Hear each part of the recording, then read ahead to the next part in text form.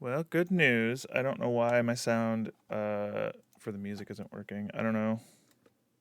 That's I all don't know what's going on.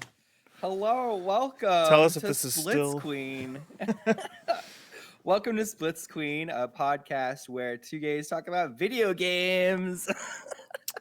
Welcome back. Thanks, everybody. This is episode 3.2 because 3.2. we just had some They're bad sounding audio clear. issues and it looks like some of Sweet. them are continuing. But as long as you It guys can hear happens. us, that's great. It happens. Today we're gonna be. This is episode 3 of Splits Queen. Today is November 22nd, 2020. We are barreling towards the end of the year, which means all of the games that we know about, except for like Cyberpunk 2077, will be in contention for Game of the Year this year. So in this podcast, we talk about video game news, what we've been playing. We can answer your questions via email or in chat if you like as well. So we got into, also, this is Panic up here. Hi, Panic, or Hello. Jason, and then I'm Pit Injury, bringing you a Sunday brunch of video games. That's all. So the eyebrows have it. So we were talking earlier about Capcom's ransomware attack. Now, Yeah, so just to go back on it because I think our audio was kind of cutting out when I was talking about it. Capcom had a ransomware attack this last week that was specifically targeted at them. They've decided not to pay the ransom, which is kind of within their rights to do. But if anybody isn't sure what ransomware is or does, it's basically encrypts any system that it touches on your domain. And makes it so that it's pretty much unencryptable unless the people who created the ransomware give you a key for it and you got to pay for that. So through that, there has been a gigantic leak of a lot of data, some of it personal data about clients, about people that work there, none of it financial data because that's all stored in a different kind of system. But through that, there have been a couple of leaks of things that they were working on. And apparently, there's a game. One of my very favorite action RPGs in the world is called Dragon's Dogma. It's got a huge cult following. There was a Netflix anime that I highly recommend if you're not squeamish because it's very adult. It's called like the Dragon's Dogma. Castlevania one. Yeah. I think there's a little bit more boobies in this though. Boobies. Who doesn't love boobies? So Just very deadpan about that. yeah, but like so the game is basically like it's an action RPG. I feel like Monster Hunter World definitely was a benefactor of the combat systems that were in this. It feels very Monster Hunter, but it's got a huge storyline around it in an open world. If you haven't played it, play it. It's on every possible iteration. You can find it on any Where console was and it PC. originally? It originally came out for PS3, and then Okay. a PS4, a later version called Dark Arisen came out, and the expansion for that is specifically the best part of the game. The game doesn't get amazing until it ends and things happen, and I won't spoil it, but it has hundreds of hours of content after the Wow. credits roll.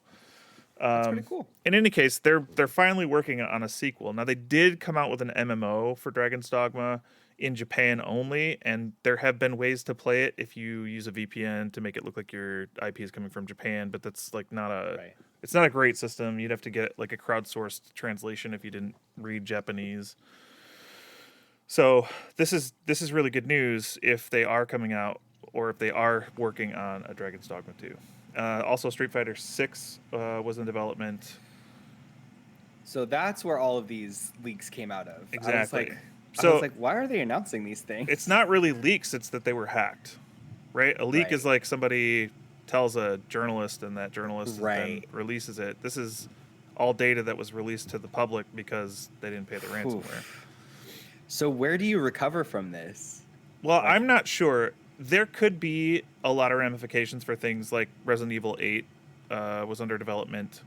Um, if those systems were touched by the ransomware and they didn't get them unencrypted, they could have lost a lot of work.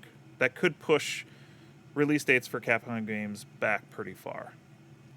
They yeah. might have to redo a lot. I don't know how far it's gotten. Often companies won't say publicly how bad the system actually was compromised. Yeah, and for them to not give into that then too, that either they don't have the funds or they're confident that they can recover whatever they need to. Right. Or just go bankrupt, I Right. guess. I don't Exactly. know. Or just quit. I mean, what are you gonna do? What are you gonna do? I mean, Yeah, it's Capcom. really. It's a gigantic. Sure. Yeah, I hope that they didn't lose a lot of ground because I'm really chomping at the bit for Resident Evil 8. But at the same time, Yeah. like, I feel for them. I mean, you're between a rock and a hard place. You can either spend all this money to get your system, uncompromised, but even Mhm. then, there's no like law around this. It's a fully illegal practice, so it's not like somebody can say, okay, now I'm going to, you know, it's not like they can guarantee as soon as they pay it that the people are going to unencrypt it either. Exactly. It's There's all no it's like piracy basically.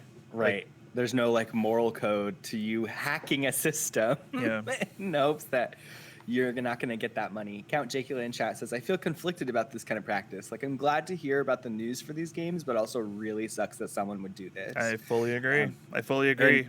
It's predatory. and the news coming out about video games is good for the consumer, but it wasn't at a time that Capcom wanted them to be released. Like that news, I'm sure they had something for the Game Awards to Yep. talk about if they really wanted to, for these games to be around enough to be hacked, with Yeah. no like code name or anything with it. And studios may even have, departments that kick around with ideas that they'll label as a certain thing, but it doesn't necessarily mean it's going to come to fruition. So that's why I don't necessarily think this is good for the consumer, because I don't want a Final Fantasy 15 situation where it's like, 10 years later we still haven't seen the game.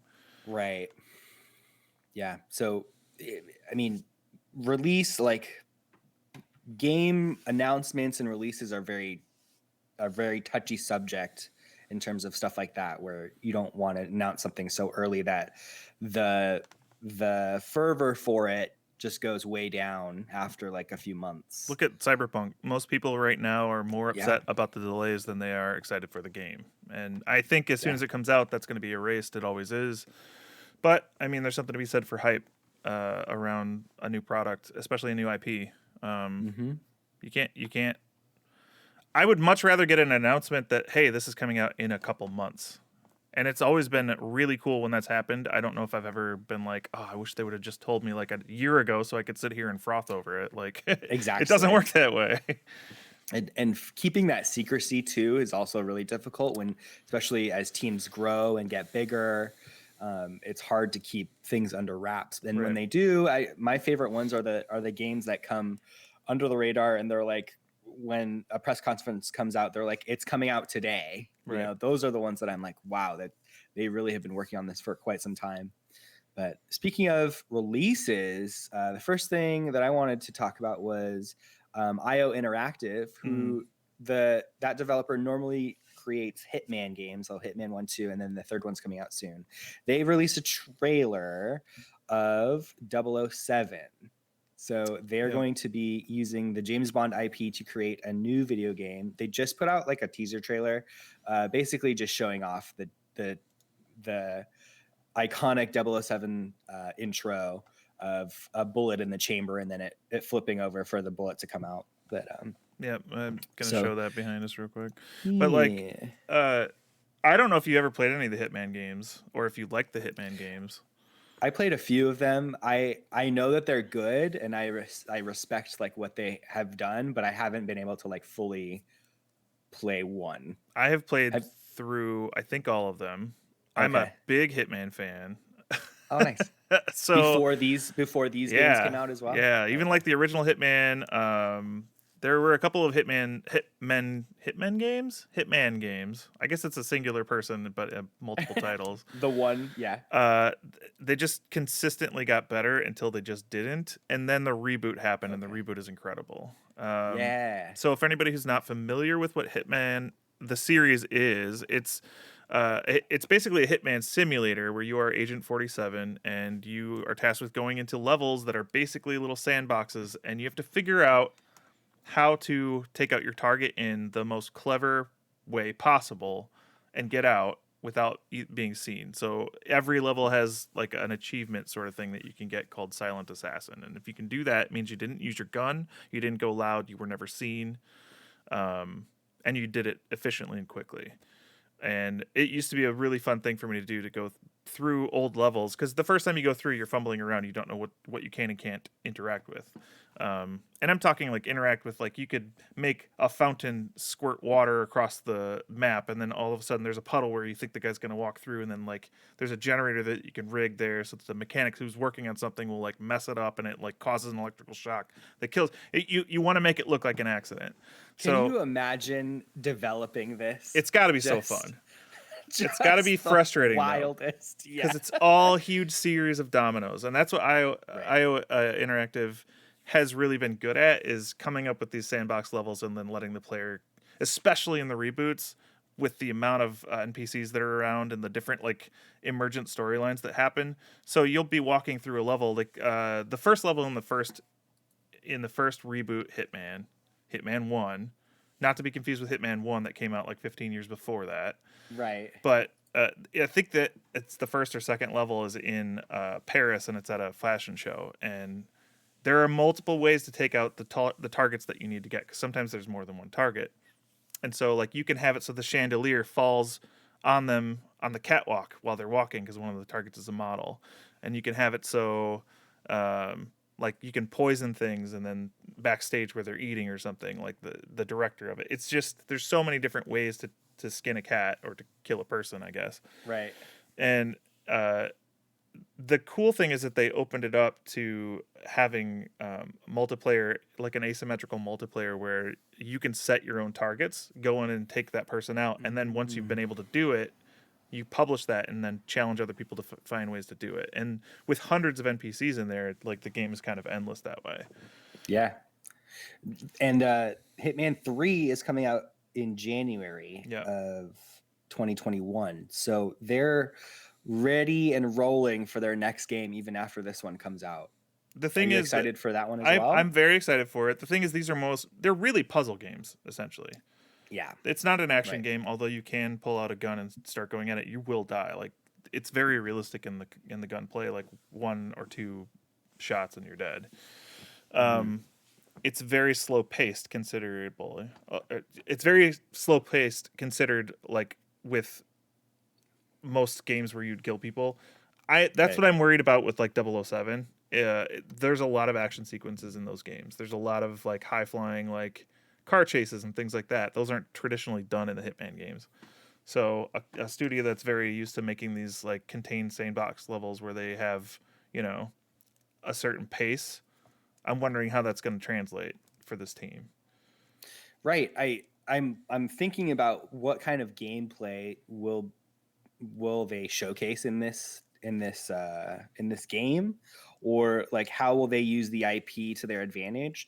So James Bond is all about, like you were saying, car chases, high tech gadgets, gunplay as well. So I'm wondering if they will use that Hitman style to incorporate more action into it and more special gadgets in it too. But we'll have to see.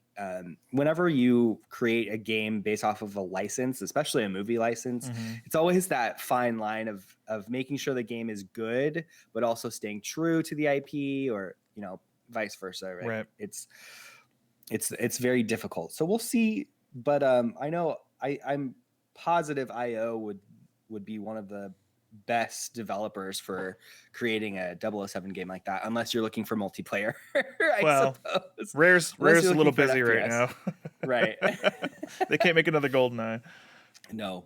Could you imagine though? Could you imagine? I feel like they have. I feel like there has been a James Bond game like that before, and it just like didn't work out. Like that they made another GoldenEye? I feel like that has taken place, but maybe my memory is wrong. But GoldenEye happened at a certain perfect time for it to happen, when 3D was still becoming a thing, and when people started to actually play those kinds of games against each other on their couch. Like GoldenEye, I don't think, this is a hot take, maybe this shouldn't be said out loud, but hot takes. Here we go. GoldenEye was fun at the time. GoldenEye was also still a really not great game. Like, it was fun to play because of the people that were around you, but Exactly. it wasn't necessarily an amazing game. I was around when it first came out. I played it to death because there was nothing Right. else like it. But Perfect Dark was like way Yeah. better than GoldenEye was. And I, GoldenEye was like the beginning of the idea, and I think that's why it's so well remembered. Versus something like Mario 64, which is still, you could still pick up that controller and have a blast with it. Try picking up a GoldenEye controller right now. exactly. It would be painful. And that was the point that I wanted to make as well, is that it did not age well, Mm-mm. in my opinion. And I think that is a testament to that time period, like you were saying. A lot of games that come out that are very popular at the time it really is just the timing of it all. I mean, if we look at Among Us, that game came out 3 years ago. Yep. And only now, when we're in quarantine, did that game become popular. So And they've been teasing new levels for it, and yeah. mm-hmm. So it's luck, it's timing, it's video games are just so fickle, I've told you and how I feel about Among Us, right? I don't think so. I am trash at that game, and I don't Right. necessarily like playing it because I can't lie very well. As soon Yeah, as I'm the oh yes, intruder, yes, I'm yes. just like, I sweat, and I don't. I'm so bad at it.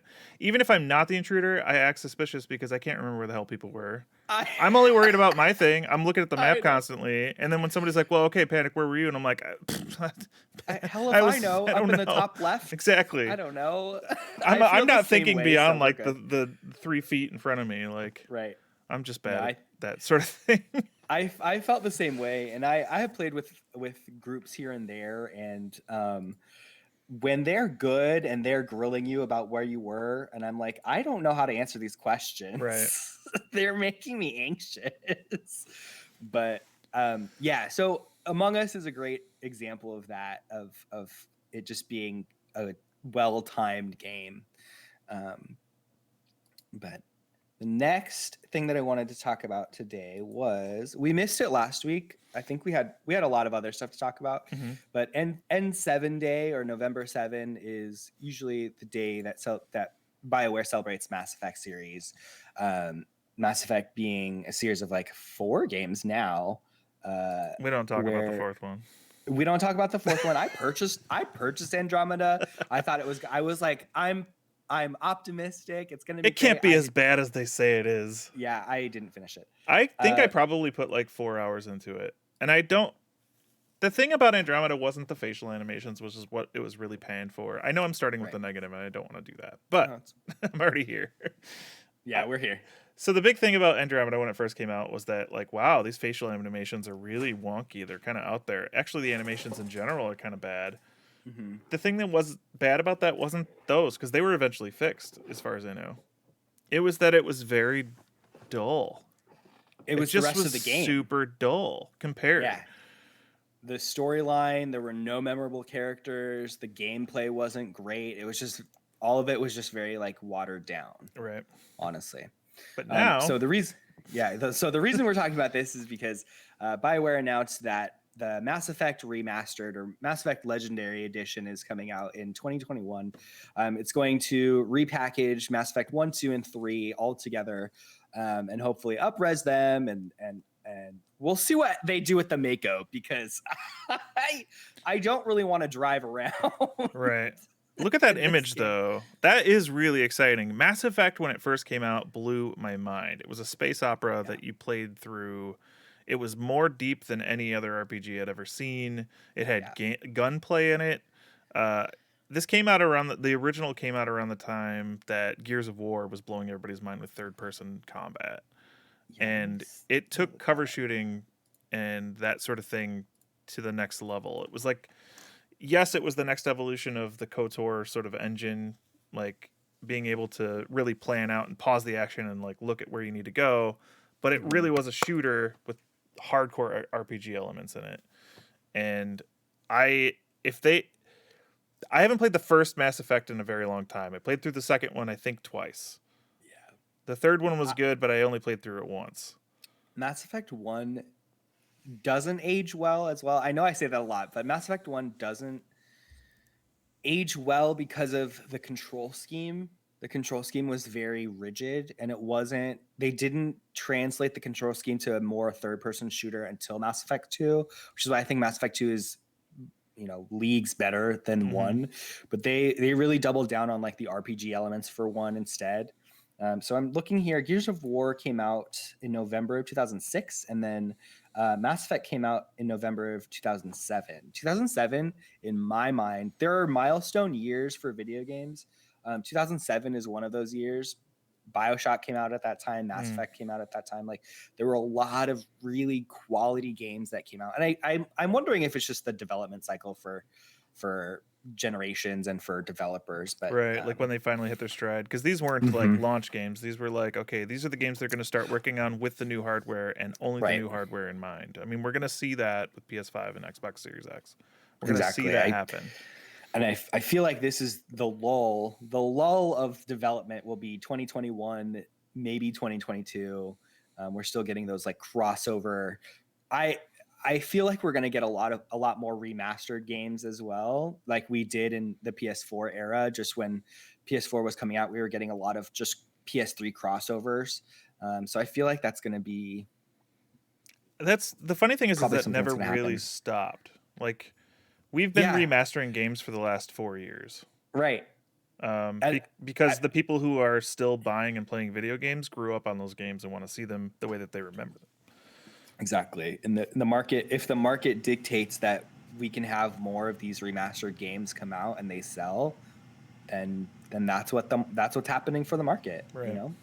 I think it's harder for a studio to pitch a new IP, like a brand new idea, than it is a tried and true tested Right. title. Like Resident Evil 2 remake was just a bombshell. That thing was amazing. Yeah. And I can't imagine if they wanted to do something similar with brand new characters that they would be granted that same sort of backing by the studio I hope too that and this by the Mass Effect publishers. Legendary Edition will show that there is still goodwill for that franchise, that they can create something better than Andromeda and really redo that series the way that the fans want, Right. because it is such a beloved franchise. The next one that I want to talk about includes Twitch, because both Panic and I are streamers on Twitch. You can catch us at twitch.tv/fullonpanic and twitch.tv/pitinjury, which you already know if you're here on Twitch with us right now. So one of the news articles that came out this past week was that Monstercat, which is a electronic music record label, announced a partnership with Twitch, which is fine, in that if you purchase a subscription to Monstercat Gold, you will be, quote unquote, fast tracked into the Twitch affiliate system. So normally, to become an affiliate for Twitch, you have to be streaming for a certain amount of hours on a certain number of days, and then also have 50 followers in your account. And it would seem like Monstercat would make it so that you wouldn't have to do those qualifications, which is not good. It So would be a pay to here's win system. it's a little strange. All right. So the requirements for affiliate are you have to have I think it's 8 hours total within 30 days. You have to have 7 different days that you've done it, and then you have to have 50 followers. But the hard one is the 3 viewer average, because that rolls over, right? Oh, Like right. that's the hard one. That's the one most people get stuck on. Right. The way that this was announced 5 or 6 days ago was, yes, we're going to fast track you to affiliate, and then you can begin monetizing your channel. The problem with that is that most people, once they hit affiliate, still don't make any money off of it, because Twitch has a cap, or they've got a bar that you have to hit, right? You have to make $100 in revenue for them to pay you out anything.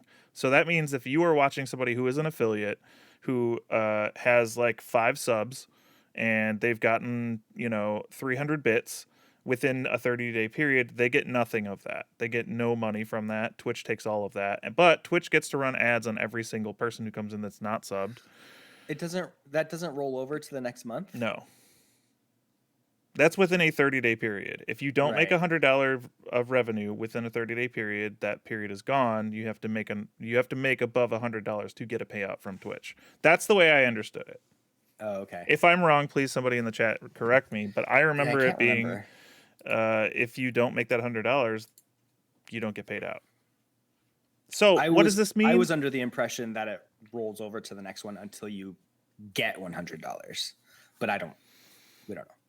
We'll have to check. I'm pretty sure that it doesn't roll over. Oof. Okay.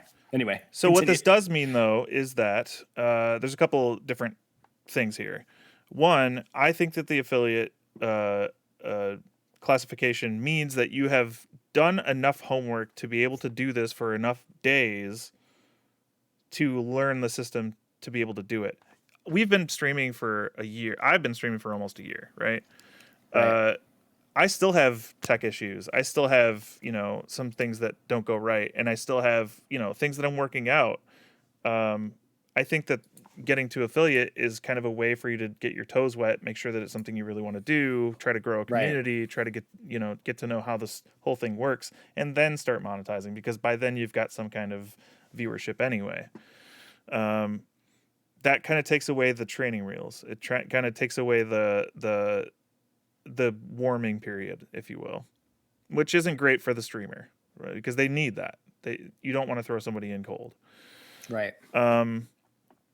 Secondarily, it just makes it so that Twitch can run more ads without having to pay anyone.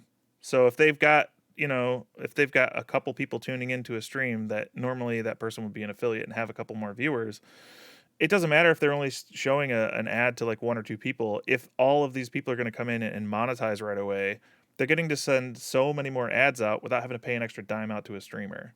And that's just about the amount of people in an audience that see an ad. It's not about like cumulative on one channel. It's about, hey, all of these different channels are now showing ads. Twitch is reaping the benefit off of that. Right. So 2 days after that initial tweet, Monstercat then said, we want to clarify, and the Twitch affiliate requirements are still in place. So basically, what's the benefit, right? Like, yes, it's a benefit Yeah. to be able to stop the DMCA strikes against you by using this specific music service. But what's the added benefit? Why are you announcing that you're partnering with to fast track Twitch affiliate? Because now you're clarifying that there's actually no fast track whatsoever. So that says to me that there's an about face, that they've realized that this is probably not the right way to go. This is probably another Twitch sort of, self-own. And like, I guess that's that, but it didn't need to happen. They didn't. The whole thing. Yeah. Just the marketing around it didn't need to happen at all. Exactly. You're showcasing too that there isn't a fast track system to affiliate unless you're actually sending people to affiliate automatically, which they backtrack, which we've clarified that they backtracked on, which then means that there is no fast track, like you said, because affiliate is an automated process. It's not necessarily like Well, you apply partnership. for it, but it's not like anybody's Right. back there like, I think, let me look. No, they just There's kind of also like, like yeah, they no granted if the queue. metrics are there. Yeah, there's no queue for it. There's no like waiting list. If I have to wait, become an affiliate. if I had to wait like 3 weeks for an emote to get approved, but I got affiliate that day, I know it's automatic. Exactly. So it was just a weird marketing thing that didn't look good for anybody. And the thing is, affiliate's not hard to reach. It just takes a little bit of work. It takes a little bit of effort, Sure. and it takes being consistent. Like, Yeah. I think it makes sense to have that in place for the company anyway, right? You wouldn't want somebody just like dabbling and then saying they're an affiliate. It's not like having the affiliate title even really means anything, because a lot of people are affiliate. A lot, Yeah. millions of people. Very true. It's just I think that this is anti-streamer, and it would have been anti-streamer, and it would have really set a lot of people up for failure. I think that what Twitch really needs to be working on right now is making the platform more of a social media network with viewers involved than streamers. I think it would do a huge service to the streamer community if viewers were able to set up their profiles and be less anonymous. Mm-hmm. If they were able to have like their likes, their dislikes, post on it like Twitter, share clips on their own channel of other people that they really liked, um, things like that. Even have their own emotes that they get approved, or that if they wanted to pay to have an emote or something, like why They not could go be that making route? so much more money if they did all of Exactly. those things, Twitch you know? right now relies completely on other systems for people to continue to be engaged off stream. And that's a joke. That's a fucking Right. joke. Like Right. we why do I have to have a Discord? Why doesn't Twitch have family servers or something like that? Why do I have to go on Twitter to announce to everybody that yada yada is happening or to talk about it? Why do I have to make TikToks for my like little videos that I want people to see that they can share? Which Why they're so good. I love your TikToks. I haven't posted one in a while because I just don't like. I have writer's block. I have TikTok block. I don't know what to put Yeah. on there. I don't know what to do. But Just like, all those people that TikTok every day and just do something new and yo, God bless them. I don't know how you do right. it. I don't know how you do Or it. just curating viewers, or even creating more safe spaces for other people, like having a trans tag for Twitch, like those are the things that we would hope they would accelerate that process on. And again, both Panic and I both stream on Twitch, so I think there is healthy discourse in something that we actively participate in, but also can constructively critique Yeah, at the same yeah. time. I mean, I love it as a platform because of the communities that I've been involved in and that I've been able Exactly. to help create. I just really wish that I didn't have to also use all these other systems. Yeah. I could talk. Really. We could have an entire episode just about what Twitch could do to make their system and their platform better. It kind of sucks too that like Mixer, which was a competitor to Twitch, went down because of A, B, and C. But Twitch definitely needs a major competitor, and I don't really know if Facebook Gaming or YouTube are the same, are competing, because if it's just a monopoly of three things Well, and they're so all doing the same yeah, thing. Facebook Gaming is Facebook Gaming. I streamed on Facebook. I multi-streamed before I hit affiliate, and Facebook Gaming seems to me that it could, but Facebook's kind of on. Let's be honest, like Facebook is kind of like the older generation's social media at this Sure. point. It's not Sure. poised to pull in the young crowd. Um, Twitch, TikTok, YouTube, those are still being used by the younger generations. Instagram, like that's more of a mobile platform. It's not really geared Right. towards this. Twitch is like Twitch could be poised to take on that sort of responsibility, I guess. Twitch is on mobile and it works fine. Twitch is on PC and it works fine. Twitch has all of these kind of like half-ass systems of like having friends that you can just see what they're watching, but that's it, or like Right. whispers for messaging, but that's kind of it.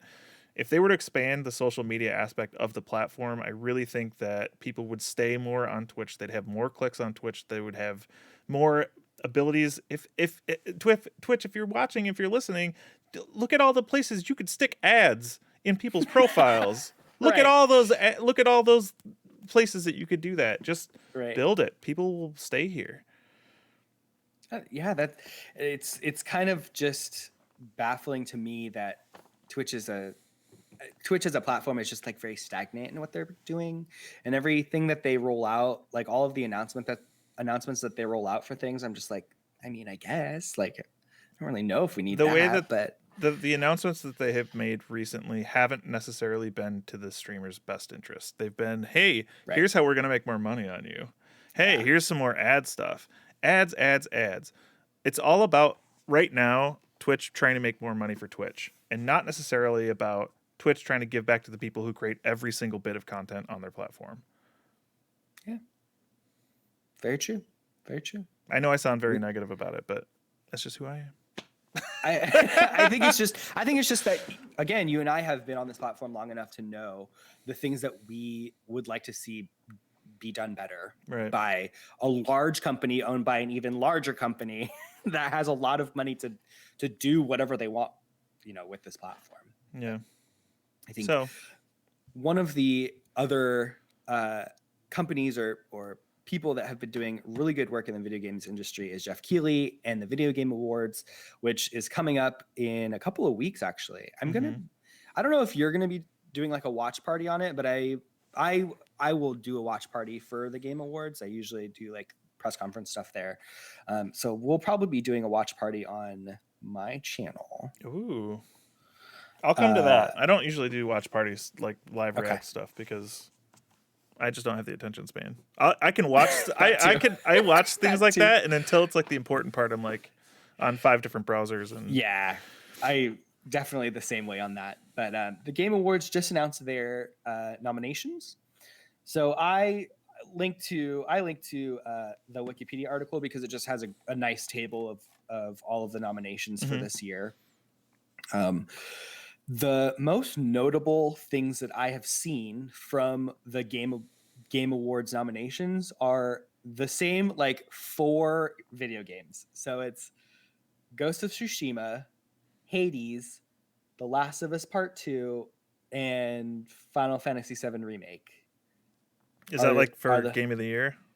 So Game of the Year, Best Game Direction, Best Narrative, Best Art Direction, like Best Performance. All of the like top categories have those 4 games in them. So Game of the Year, for the Game of the Year nomination, we have Animal Crossing New Horizons, Doom Eternal, Final Fantasy VII. It is surprising to me as well. It was a good game, but that surprises me. I don't think it's Game of the Year contention. I mean, no, I don't think so either.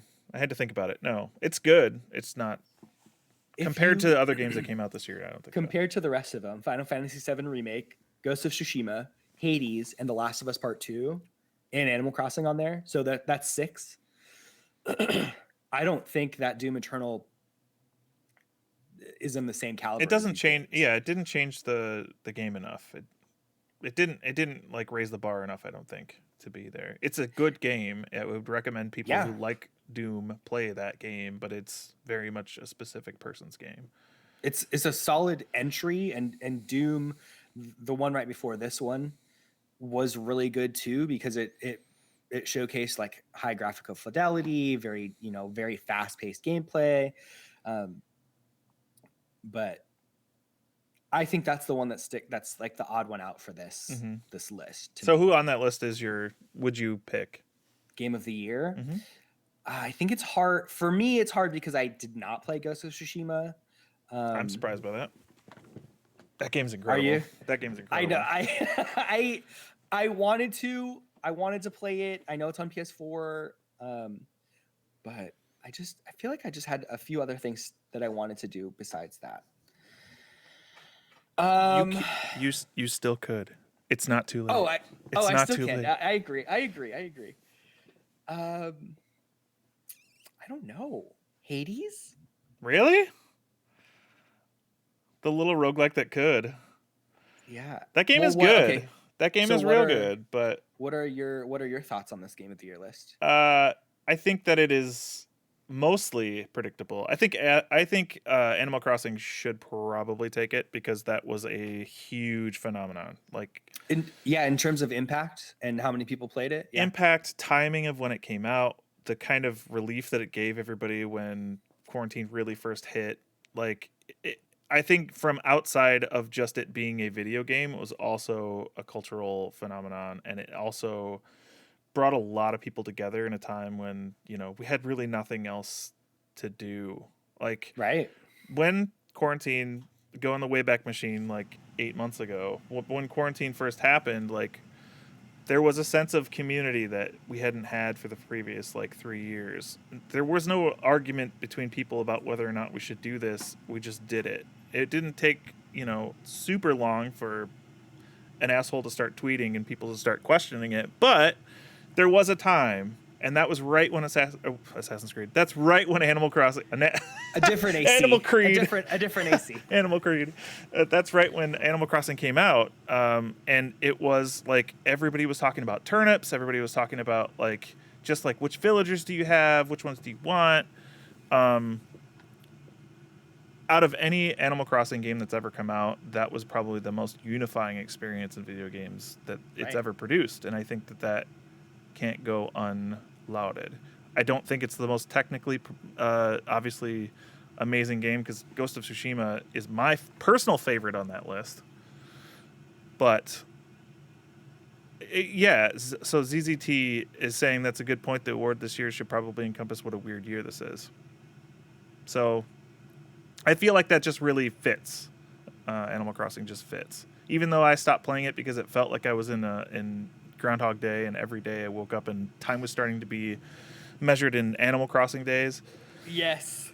Um, You're like, what day is it? It's day 5. exactly. Yeah. Mystic Gus also says, agreed, Animal Crossing or Hades are my top 2. Animal Crossing reminds me of when Pokemon Go first came out and people were just outside. Mm-hmm. You know, there was a sense of community about where you were. You would go to the park and you would see other people playing Pokemon Go. You would work together on those raids. You know, it really is like a testament of that time period. And like you were saying too, Animal Crossing is a testament of what we have been going through this pandemic. And I think if it's a commentary on like the year in general, I do agree with Animal Crossing being game of the year. Right. Story wise, it's whatever. Graphics wise, it's whatever. But yeah, Animal Crossing really took the video game world by storm. So what were some of the other categories that were interesting? Before we hit that, Zoe says, ZZT says, I don't know much about these awards. Is it like the Academy Awards where they nominate an animated movie sometimes for Best Picture, but it almost never wins? I believe so. That's usually the case. It usually ends up being whatever the big AAA big seller was. Yeah. Like Last of Us 2 might get it, even though I don't think it was as good as Last of Us 1. But that's just because it was like such a game that people were like waiting for so long. So I agree with that one too. So the Game Awards is voted on by 90%. The 90% weight of the votes are from trusted industry people. So game websites, reviewers, people in the industry, etc. They have a list of all of those people, and then 10% of the weight is based off of viewer votes, or us. So I put my votes in for all of these categories. But to go back to your question, Panic, best game direction is Final Fantasy VII, Ghost of Tsushima, Hades, Half-Life Alyx, and then The Last of Us Part 2. Interesting. A VR game. Yeah, VR game that for as many people that are chomping on at the bit at Half-Life stuff, Half-Life Alyx did not really do very much impact-wise. I disagree. Really? Well, okay. So a lot of people talking about it is yes. When it first came out, people were blown away with the amount of interactivity in that world. There are more interactable objects in the first like office level, in the first room of Half-Life Alyx than there are in all of Half-Life 2. Wow. It's so deep, as in you could go into a drawer in the desk, pull out a marker, draw on the window, and the light actually comes through the marker correctly to make it look like it's actually on glass. Like wow. That pushed the envelope for VR so far beyond anything we've ever seen. I just don't think enough people have VR headsets to really experience it. Yeah, I think that was the real issue behind Half-Life Alyx, was that we have all of these great VR experiences for other games as well. It's just that it's just not in the hands of enough people. Right. And someday it will be. Someday we're gonna plug video games into our brain, and I'm looking forward to it. Exactly. I want like I want to jack into the system. I want that port like Neo on the back of my head where I can just like just plug right into the stick me in the Animus. I'm here for it. ZZT says in the chat, you guys aren't trusted industry sources yet. We're working on it. Yeah, we're well on our way. Best narrative could go to 13 Sentinels, Aegis Rim, Final Fantasy VII Remake, Ghost of Tsushima, Hades, or The Last of Us Part 2. 13 Sentinels? Yeah, I don't... That one I'm not even familiar with. I it's amazing to me too that when these awards come out, how many games I haven't either played or even have heard of. Wikipedia says 13 Sentinels is a cross-genre video game released in Japan in September of 2020. Adventure side-scrolling segments and real-time strategy battles. That sounds like a Nier Automata sort of like. Yeah, it does. Huh? It's an Atlas game. That's why. So Atlas does a lot of translation over to US, Okay. and they're that's interesting. I'll have to check that out. Best art direction could go to Final Fantasy VII Remake, Ghost of Tsushima, Hades, Ori and the Will of the Wisps, or The Last of Us Part 2. I think that should go to Ori. Those games are I beautiful. think so too. Yeah. 7 so Remake though, I mean, take the original art that you had from 7 and put it Pixel and make it that. Holy crap! Right. Did you play a 7 Remake? I did. I got up to like chapter 13. You should beat it. You should beat it. I know. It sets up everything. It's like no really spoilers for anyone who hasn't, but like it's such a good starting point for the rest of that remake. Do you think they're going to continue with it? 100%. Yes, that was a smash. That blew everybody out of the water. Like everybody was expecting it to be Final Fantasy VII and good, even though they were breaking it up. There was a lot of hemming and hawing, and as soon as people saw the ending to that, they're like, "Yes, okay, this is fine. Just take however long you want, make the rest of this, please." And now too that we're in the next generation, they have less limitations on, power wise and graphics wise. So hopefully that will aid them in I mean the other ones. They've already got a lot of assets built, right? Like the character models and things like that. Like they've got a lot of stuff already in stone that it usually would take them a long time to get going. Like selecting the voice actors and making sure that they've got all the music and stuff. They can reuse a ton of that stuff. Like I think that the next one will have a lot less hurdles between them developing and us playing, just because they've already done one. Right. And I hope that's the case. I think a lot of it is just going to be their environment, direction, etc. Yeah. So we also have best score in music for Doom Eternal, Final Fantasy VII Remake, Hades, Ori and the Will of the Wisps, and The Last of Us Part 2. Audio design, Doom Eternal, Half-Life Alyx, Ghost of Tsushima, Resident Evil 3, Last of Us Part 2. Who is id Software paying to get Doom Eternal on all these lists? Best soundtrack, it was all like metal and like I'm kind of shocked. I feel like I'm shitting on that game and I don't necessarily mean to. It's not that. It's just that Doom Eternal is, again, just comparing straight across, Doom Eternal is the odd one out for this. That just feels weird to me. Not that it's not a sequel, because Last of Us Part 2 is a sequel. SplitsQueen Episode 3, the one where they shit on Doom Eternal constantly. And it's not, again, it wasn't bad. I think it did exactly what it needed to do. I just, like you said, I don't think it reinvented anything for the series. I think it just was more of the same. The grappling hook thing and the platforming is different, but yeah, I mean, I don't know. Continue. I don't want to sit there and just trash on a game that's actually really good. Yeah. It's not that it doesn't deserve to. I mean, it's not that it doesn't deserve to be here. It's just that it is just kind of the sticking outing one. Best performance: Ashley Johnson as Ellie in The Last of Us Part 2, Laura Bailey as Abby in The Last of Us Part 2, Daisuke Tsuji as Jin Sakai in Ghost of Tsushima, Logan Cunningham as Hades in Hades, and Naji Jeter as Miles Morales in Spider-Man Miles Morales. Let me ask you a question. You've played Hades. Yes. I've seen you play Hades. I have. What is up with the dialogue in that? Why does it sound like that they're saying everything as fast as humanly possible? Have you ever noticed that? It's actually, I don't think it's something that Supergiant usually does either, but every character in Hades is talking really fast and we got to get things out really fast. Like it's the cadence is so much faster for the dialogue in that than any other game I've ever played. I'm trying to think of, I don't feel like I personally feel that way about the dialogue.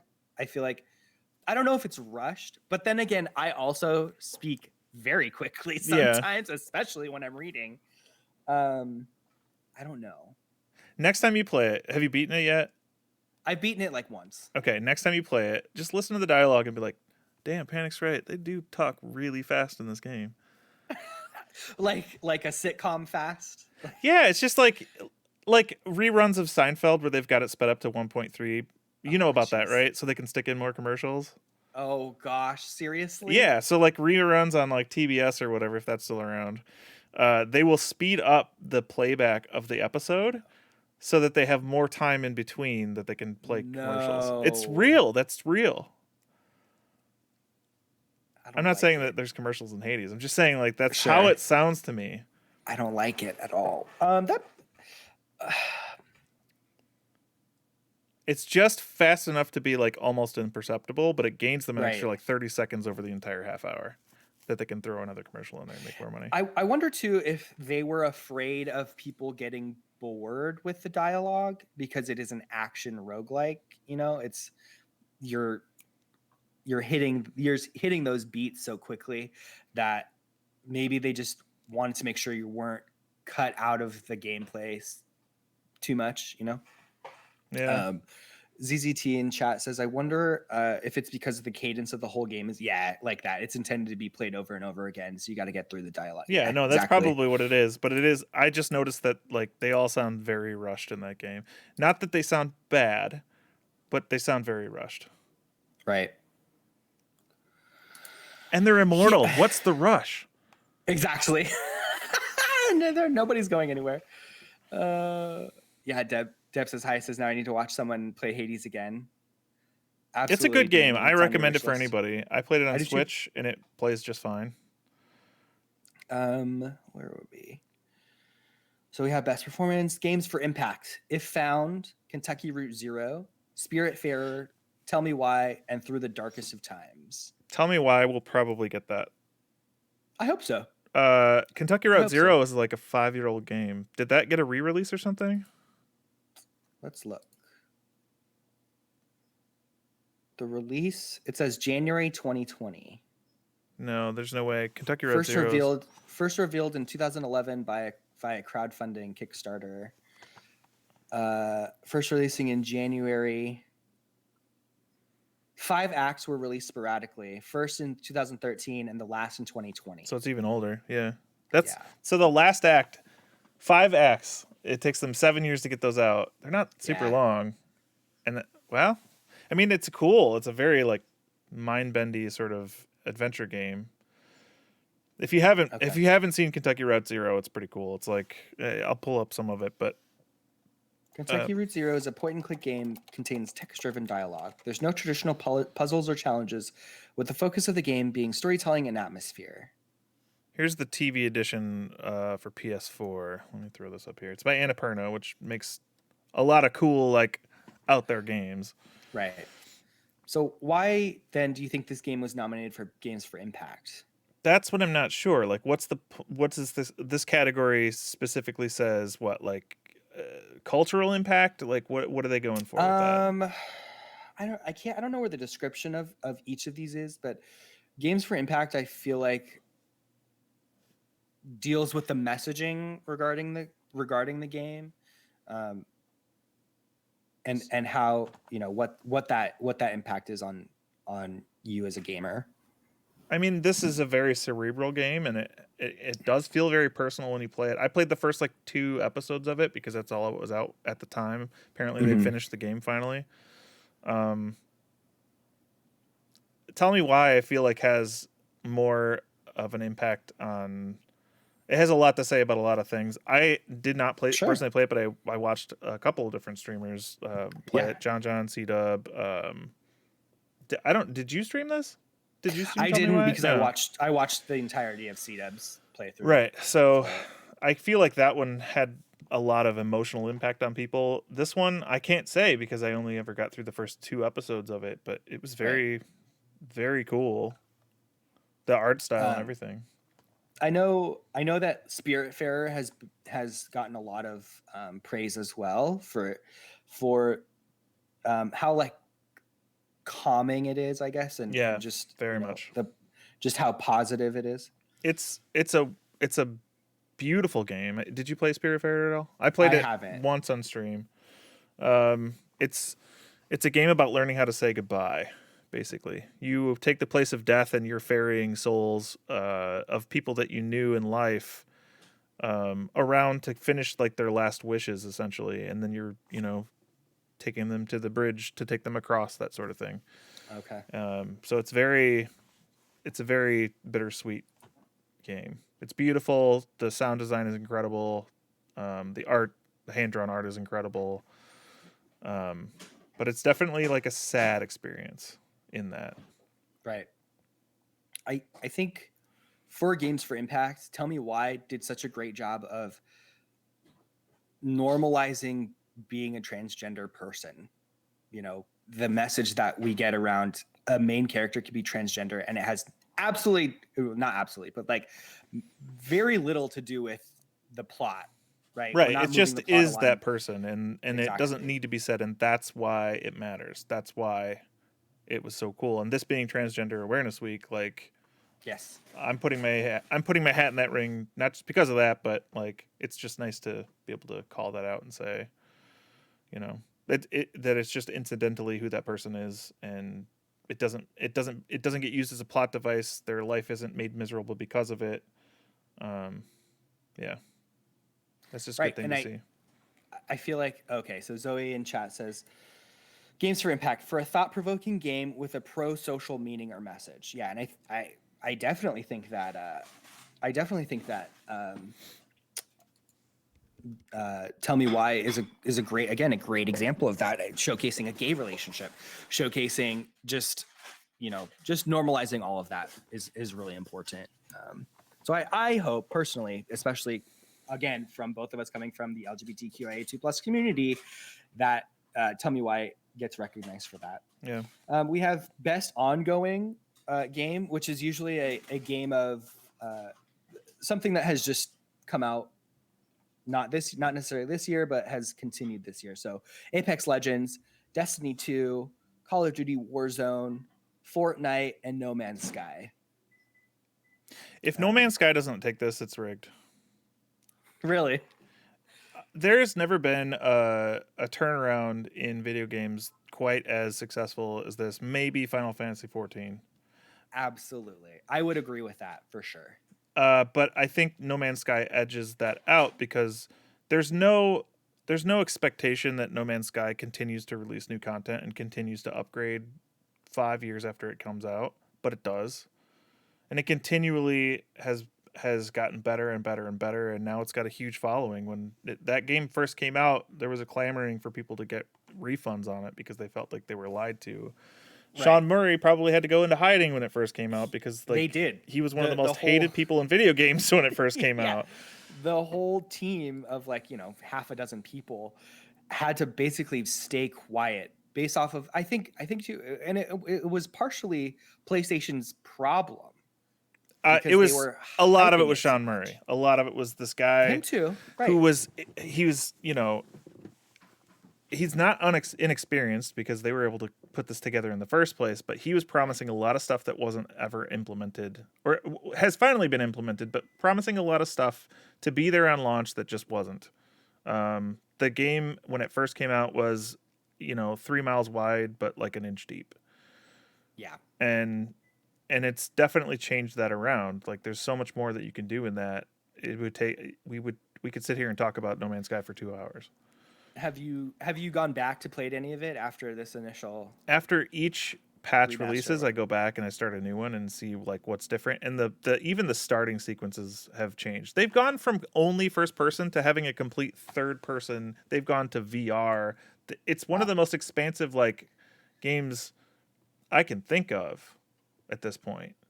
And that's why I think it really needs to take this category because not only have they continued the game because it's the category name, but they've overcome a lot of adversity to do so and subverted everybody's expectations of it. And that's my I TED think talk. too. I think too. It would show good faith in the game itself if that got nominated. Yeah. For people to come back to it, because I played it on initial release and have not gone back to the game. It's worth it. I would really highly and recommend trying it. I feel like that's the case too. Like I kind of wish I did go back to it, but it really is. It left a bad taste in my mouth. You know, it not that it can't come back from it. Like you said with Final Fantasy 14, they did very similar things to turning that game around. Zoe in chat says agreed. I barely play video games, and yet I know about the original release and the quote turnaround, as you mentioned. Yeah. I think other than that, Destiny 2, Fortnite has done a lot of things as well. I don't think specifically for this category though. Like, I don't think it makes sense to say, okay, Fortnite gets it because they're ongoing. Well, so is what PUBG or whatever. Like, there's the things that Fortnite has done that's very cool are like the community events where they announce things, or like the concerts and stuff like that. Like that should be like a different category entirely. Glittermancer Xander in chat says, I just wish the games for that category weren't dominated by shooters who do the same thing in different art styles. Yeah. I agree with that. I think if we look at this, literally all of them, except for No Man's Sky, are all shooters. You can shoot things in No Man's Sky. I'm not trying to say it's not a shooter, or it is a shooter. Right. You can shoot things in No Man's Sky, though. You're correct. Yeah. All of them are multiplayer shooters. Yeah. If Fortnite takes it, it's rigged. So we could go on. We'll do best indie and then we'll stop at these nominations. Best indie could go to Carry On, Fall Guys, Hades, Spelunky 2, or Spiritfarer. Oof. Okay. If Hades doesn't get Game of the Year, it'll get Best Indie. 100%. I think. If it gets Game of the Year but doesn't get Best Indie, then what the hell? So I don't think it'll get. I especially since Game of the Year probably could go to Animal Crossing.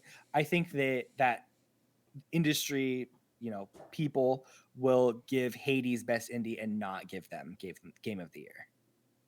Right. I think that's how it'll go. Zoe in chat says that was an interesting point about the Fortnite concerts, etc. What category would you like to see encompass that? I think it would make more sense to have a category that was like cultural impact. I know that there's the impact category. I don't necessarily mean it that way. It's not like it was like super helpful to anybody. Maybe community like a community event category or something. Like there's been a bunch of those.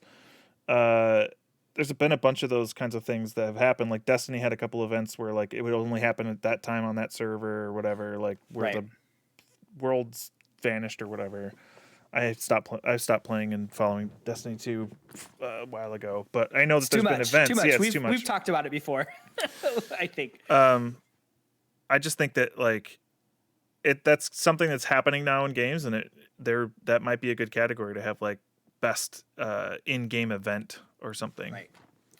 I know when Giant Bomb does their Game of the Year spread of nominations, they have a lot of categories that they've added and subtracted over the years. They've had like best feature be implemented, or like most annoying feature or whatever too.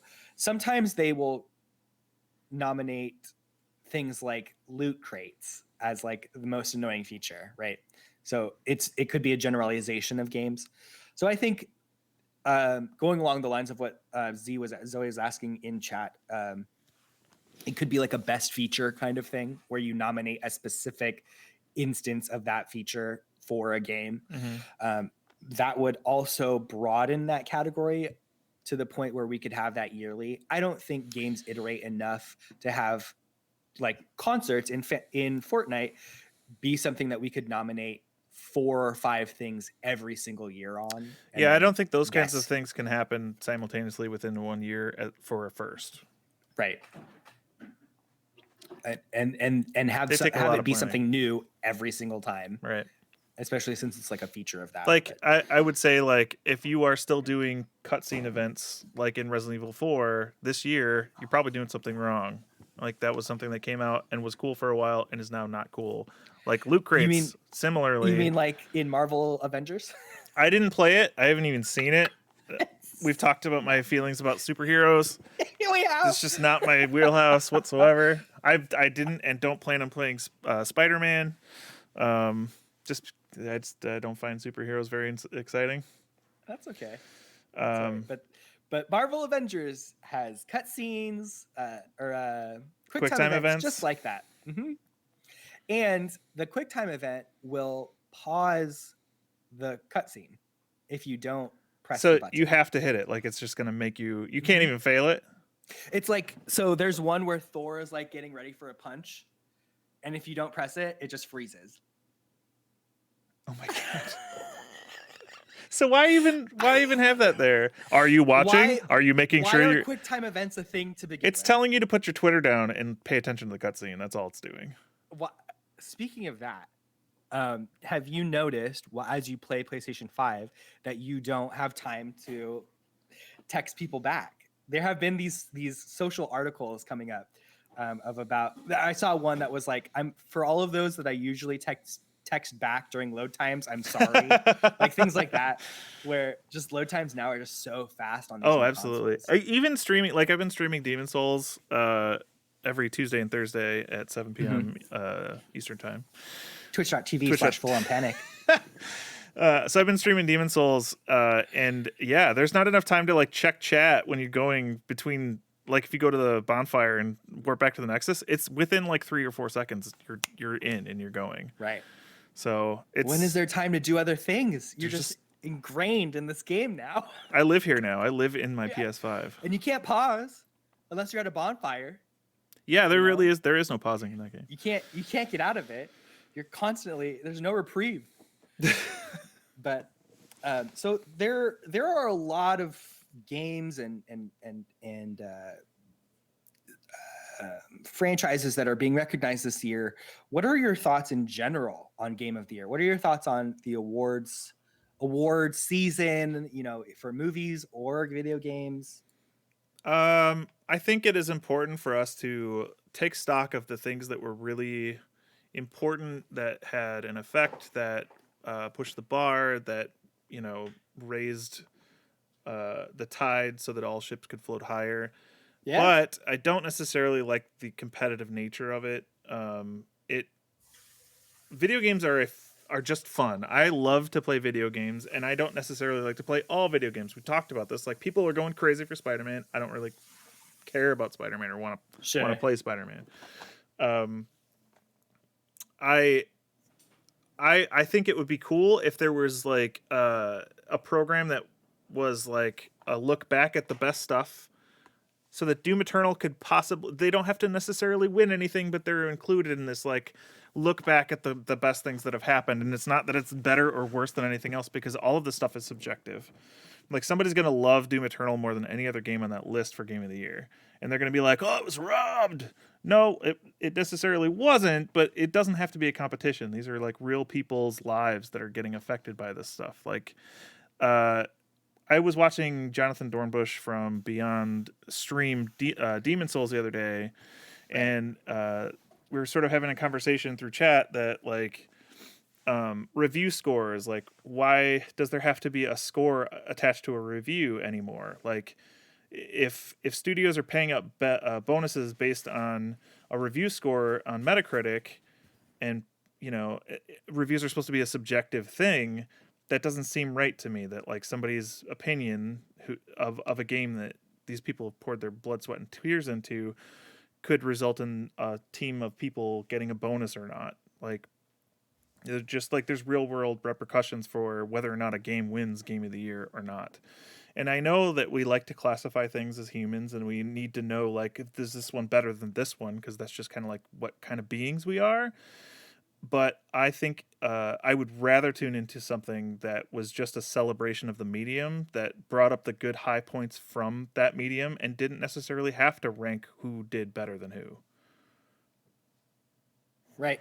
I think it's just difficult when it's a competition of an industry, who for many years is trying to be legitimized by not being just for kids and not being, a legitimate entertainment source, right? So there's a lot of that. You gotta. There's a lot going Mark's, on over there. Mark's like getting ice. Hold on. uh.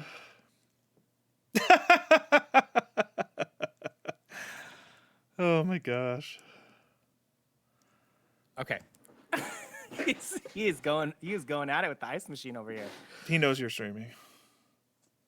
He knows I'm streaming, and he knows that I've been streaming for an hour and a half. People need ice.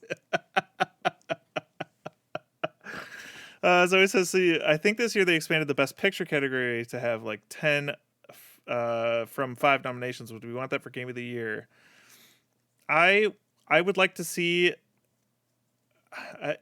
Yeah, I mean, that makes it much harder to pick between 10 games because, again, 10 games that are good enough to get into that category mean that, somebody's going to want one of those 10 games to win. Like, yeah. I don't think that makes anything easier, and I don't necessarily think that, like, I've never been one to watch the Oscars or to watch the Emmys or I guess Tonys or anything like that. Like, I've never been an awards show person because I feel like at that point the work is already done. Can we just celebrate that it is loved and that some people love it? That's where I think it should stop. I agree. I think it's the message of recognizing everyone's work. Yeah. Right? Like you were saying earlier, we should probably recognize everyone for the great work that they've done this year in giving people an opportunity to escape what we've been going through during this pandemic. Zoe says, I think it's done partly in response to calls for diversity in those that get nominated. Mm-hmm. I agree with that. I think I feel like the nominations for video games is a smaller pool than movies are. Well, and also, like, the Oscars have a very large history associated with, like, not being diverse. I mean, that those award shows go back to, I don't know, like 30s, 40s, whenever they started. So there's a whole huge history of, like, just naming white actors, and that's that's a different ball of wax, I think. Like, there still probably is issues with inequality in the video game space. But it's not as pronounced because it isn't quantified by 40 years of history, 50, 60 years of history. I wish too that we could bring about that diversity message more in the Game Awards, but I know they are dealing with a lot. Video games in general is such a broad, it's like way more broad than movies are in terms of who plays them, how they're played, what they're for.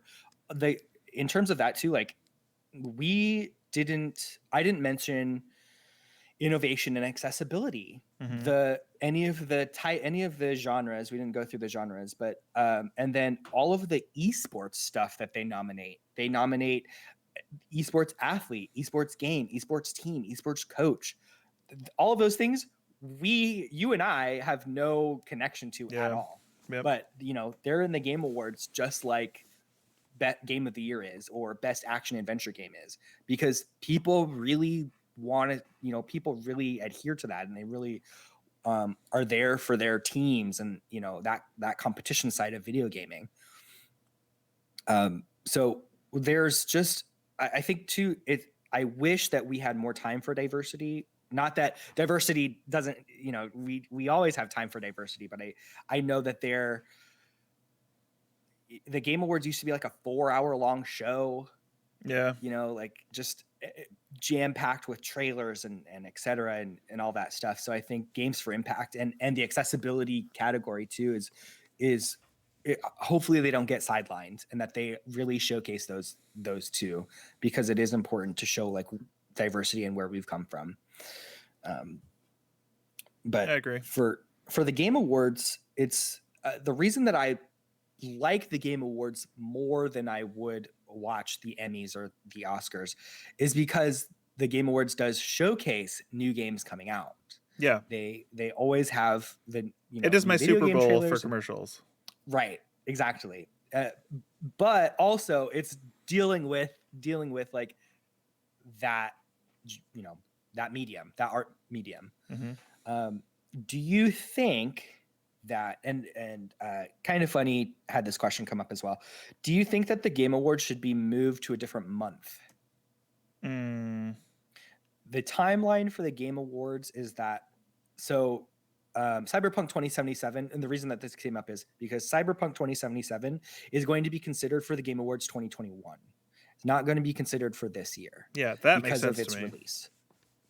I don't. And So here's the thing: video games are releasing around the clock now. Like, there's so Right. many good games that come out in February that like they kind of there is something to be said about games that get considered more heavily because they came out more recently to the awards, right? Um, I don't know why Resident Evil 3, like, there was a lot of issues with that versus Resident Evil 2, which I think Resident Evil 2 even like was nominated for Game of the Year last year. But like the games that come out in February, Capcom always puts out a big game in February. They don't get considered as heavily just because the memory of it is not as permanent in the reviewer's mind or whatever, whoever's voting for this stuff. I think whenever you put the awards, it's still going to affect that, unless they do it in the summer. Which then, how are you going to have a game of the year 6 months ago in the summer? It just doesn't make sense. I think it kind of has to happen at this time of year. I just don't think that there's any way to. I don't think there's really anything you can do about the fact that, something that comes out early in the year, or like Cyberpunk is going to have to wait an entire over a year to be able to be voted on for it. What compounds this issue more is that there were industry people saying that they only had a few days to nominate or to like put in these nominations or even vote on these nominations from when the video games came out. So like Right. Assassin's Creed Valhalla, like all of the like next gen stuff, they only had a few days to even look at those things and vote on them. Right. So I think that's also the issue here, is that we're just not given enough time in this like holiday season to vote on if this game deserves an award. Right. It's easier to consume movies that way because movies are 3 hours max, whereas you have to play tens of hours of a video game to even get through the story. Well, it's not like they're vetting that though, right? These people that are able to vote on these categories, it's not like they say, all right, you can only vote on this if you played all of Doom Eternal. Did you play all of Doom Eternal to say that it was best game of the year? Right. Nobody's vetted on that. So, I mean, to have an informed decision, yeah, I'd hope that they would have people get through all of a game. Like, I'm trying to think, like, Last of Us 2 had, such different story beats that happened late into the game. How is that going to have best story if somebody didn't play it all the way through? Which I didn't finish that either. Right. I didn't finish that game either. So right. I'm just like the whole impact of the story happens, towards the end, and like the sort of multiple false peaks that has. False peaks being like, if you're mountain climbing, sometimes you think that ridge right there, that's the top, and you get to there and you see, oh shit, there's like way more going on up here. We're halfway there. Right. So that's a good point, that like movies, you can see the whole thing through multiple times in the time that it would take you to get even a sense of what a video game would have to offer. So, and other people who vote in the Game Awards, they have their own self-vetted process of, we may not vote for this game because we don't know enough about it. Right. And hopefully that there are so many people that vote in the Game Awards that at least one outlet or one group has played enough of all of the games that are nominated in that category that they can, say. And I believe too that some outlets just abstain in some categories. They don't vote because they don't have enough information. Mm-hmm. So I think that at least in my mind, optimistically, hopefully that self-vetted process of them not voting for every category is better than them just being like, yeah, sure. Right. Is there anything missing from these lists that you think that should be on there? Game-wise or category-wise? Game-wise. It's just so hard to think about this year as a whole because of just what we've been through. It's difficult to remember what was released. I don't think we're really missing anything. And to circle back at the timing of this, the Star Wars game. Oh gosh, what's the name of Oh it? yeah, not Force Unleashed. Fallen That's like, yeah, Order. Fallen Order. Force Unleashed was like Star Wars 7 years Fallen ago. Order, Force Unleashed. That'll probably get nominated too sometime. So Star Wars Jedi Fallen Order came out last year, but it came out again in the same time that Cyberpunk did, so that it's only recognized for this year. So some people were also mentioning that Star Wars Jedi Fallen Order was only nominated for Best Action Adventure. Greg Miller from Kind of Funny stated too, he played Jedi Fallen Order and he didn't, to paraphrase him, he didn't think it deserved to have all of those accolades because of how buggy it was. Just he said, I played it and I hit every single bug and issue that happened in that I game. did too. Um, Like the whole thing with like the dual lightsaber, not being able to unlock that because of some weird glitch, and then I had to get it somewhere else in the game. Like that happened to me. The sliding parts of those levels were atrocious. Like that was some of the worst controlled stuff. But everything else it did really well. It had a great storyline. It was well acted. The voice acting was incredible. The worlds were really cool. The gameplay moment to moment was really really fun in that game. I think it took a lot from a bunch of other games, and I think that shouldn't disqualify you, but you should have to Sure. clear that hurdle. You should have to bring something new to the table to be nominated for this stuff. Right. Even if it's a licensed platform, even if Yeah. it's a licensed game, that shouldn't help boost or bring up I think all the other things if that the are coming category with was cutest droid, it would win hands down. right. One of my friends was trying to 3D print to scale that droid in there. Danny in chat says it catches you off guard. Talking about Talking The about Last Last of of Us Us, yeah. 2. It catches you off guard with the way they play on perspectives. And Yeah, it's, that's true. The it thing that I really think is. that did really well from a storytelling perspective was, yes, it's all about perspective. So I don't want to spoil any of it for anyone, but essentially, it forces you to see everything from the person who you should be hating's perspective, and it makes you not hate them, which makes you question your own alignments. What are you basing this off of? Right. Right. Because if it's just perspective, then obviously you see why Ellie wants to kill somebody, but then Sure. you see why the person that Ellie wants to kill wants to also kill somebody. Sure. Basically, it's just a bunch of murder. Video games, Yeah. just a bunch of murder. I think, again, several points can be made about why the Game Awards are in December. If it was moved to other parts of the year, like you were saying, then we get that weird cutoff of, how are we going to cut off all these games? The industry also works on a yearly cycle. So if your games are released in November, you're not really doing anything until the next year. Yeah. In January, and development will pick back up then. Or your game is being released in March for the end of Q1, fiscal year Q1, or however that works. So you're again ramping up to that point, because March is essentially award season for movies, but your game could come out then. So I think it is December is the time that the industry really takes a breather, unless you're CD Projekt Red. Well, that, or unless you're a continuous release game, like something like Yes. Destiny that has a new event every week, or some story tidbit that drops, and like they have to continuously make sure that the bugs are ironed out and constantly update with patches and stuff like that. It's not like games. Right. We are still kind of operating. We still think we're operating under an old model where like you ship a game and that's it. Like it's not a cartridge anymore. Right. It's a continuously released package. That has constant updates, even if it is a solo single player experience. Like those games get patched constantly now too. They get DLC. They get like, the engine kicks up and it just keeps going. And it's weird to me that we still think of games as like a cartridge. Yeah, or just once I'm done with this package, it's over. Right. I can return it back to GameStop or get my money back or trade it away or something. It's just reinventing itself all the time. Video Mhm. games are reinventing themselves. I was wondering if you thought about doing like predictions for the nominations. Not something Ooh. we have to do like right now in this instance, but we have some time to think about if we wanted to do like a point system or something like that to make it, more interesting. And you and I could talk offline. Mhm. I have voted for my Game of Game Awards Doom stuff. Eternal all the way down. Oh, just Just Doom Eternal all the way down. just see how many that goes.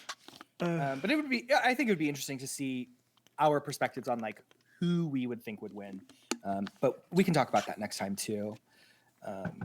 We didn't even. I know we're like running out of time very quickly. We didn't even talk about what games we played. Yeah, mostly Demon Souls, Assassin's Creed, and Astrobot I've almost platinumed. Okay. But there mostly you go. PS5 Nice. stuff. I really haven't played any PC games. There's a game I really want to play with you and C-Dub and Grizzly. And Yeah? I The DM'd you guys about that. That would be Fireman really one? yeah, that'd be really fun to play. Oh, Bugsnax, yes. I've been playing Bugsnax. I'm playing Bugsnax tonight at 7 p.m. Yes. Eastern with Mama Panic. Good. It's the I'm cutest thing excited ever. for you to see the whole thing. Bunger, bunger, bunger, bunger, bunger, bunger, bunger, bunger, bunger, bunger, bunger, bunger, bunger, bunger, bunger. It's so good. Bunger's so good. It's like one of my favorite bug snacks. Mm-hmm. I have been playing Assassin's Creed Valhalla on stream as well. Mm-hmm. I played Deep Rock Galactic with C-Dub. That game, and Deb was in chat with us. It definitely requires 4 people because playing with 2 was not easy. Well, yeah. Yeah. So if you play solo, you get a droid that can like mine for you and stuff, and it helps a ton. Oh, But if you play it with more than one person, the difficulty scales hard. yeah, they don't do that. And then lastly, I also played the demo for Immortals Phoenix Rising on the Stadia. I also played that, and I have Stadia, and I've had a Stadia account since it came out because I was a pro Nice. founder or whatever they called it. I paid the $50 and got the Okay. controller and stuff, and then like it just has collected dust. But I did play that. It's gotten better over time. Stadia was kind of like choppy at first. Now it runs just like a console would run. Like there's not a lot of latency or anything. I've noticed just a tad bit of latency, but it's as if you're playing on an online game on a slower connection. Yeah, it's not that bad at all. Yeah. I think people kind of discounted it so heavily at first before it came out that people just didn't give it a shot. And I don't know how long Google's going to keep up with it, just given their track record. That's the hard part. Google will drop a project if they don't think it's going to make money. They will drop a project so fast. Yep. I still want a Google Glass, but that's never going to happen. Really? No, they dropped that years ago. You're like, no thanks. I'm hopeful for Stadia. I'm hopeful that it will be a great platform. But the thing is that xCloud is here, right? I'm playing games on Xbox Game Pass on my phone already through streaming through the same platform. Yeah.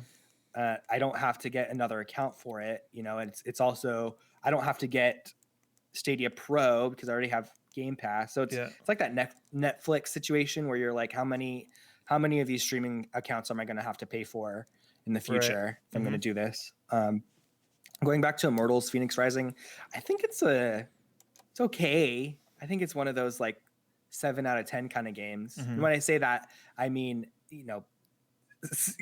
video game reviews are subjective. Like we said, scores don't really matter, but you kind of understand what that caliber of game is going to be. Right.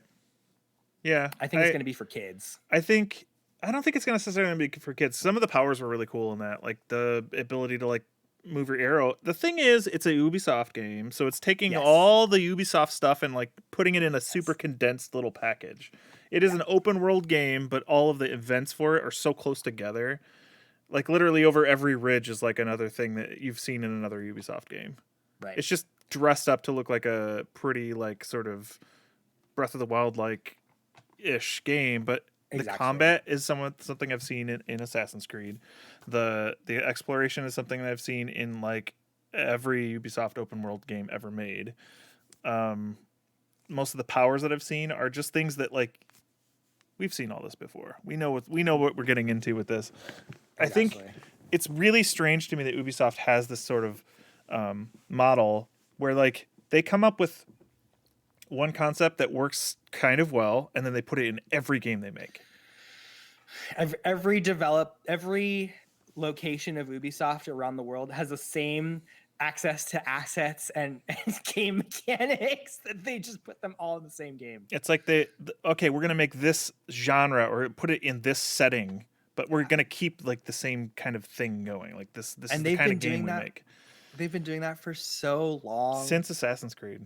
Yeah, just they've been doing that for so long, and they know that it works because they have the sales numbers to back it up. I play Assassin's Creed. I love Assassin's Creed.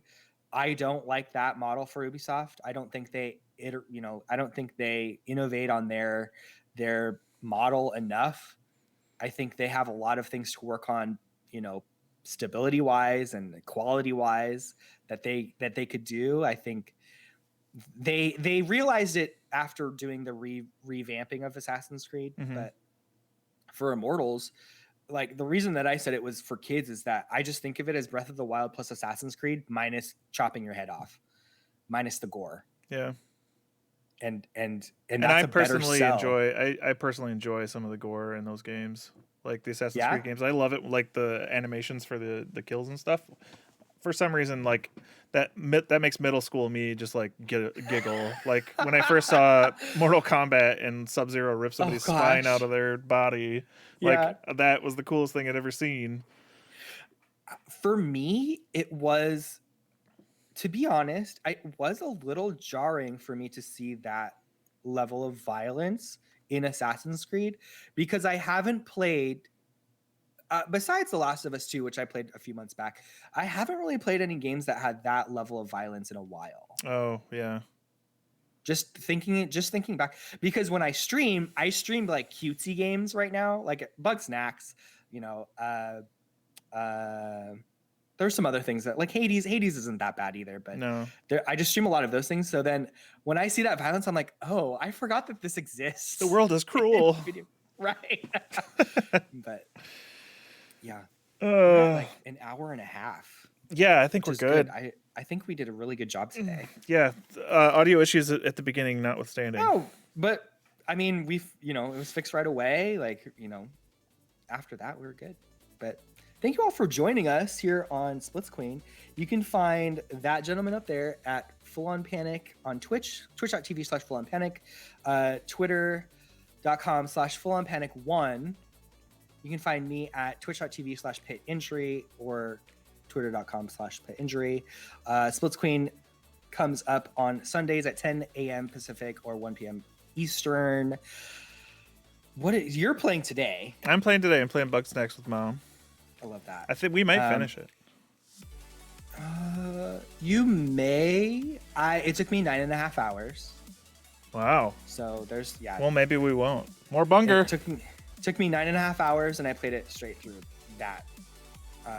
And I skipped some of the side quests. Yep. Just to blaze through it. But if you have any questions, for those of you viewing us, if you have any questions, you're welcome to write into the podcast at any time. Our email is splitsqueenpodcast@gmail.com. You usually answer those questions at the end of this segment as well. We didn't really get any this episode, but you're welcome to ask us any sorts of questions regarding video games or otherwise at that email address. I think that's it. We'll be back next week. Hopefully we'll have more things to talk about. The news cycle for right now is basically Black Friday deals. Yep. So and that's it. We might talk about what we see next week. Yeah. Until then. Hopefully. Yeah. Thanks for joining us, everyone. Have a good rest of your day. Enjoy. Bye. We'll see you next week.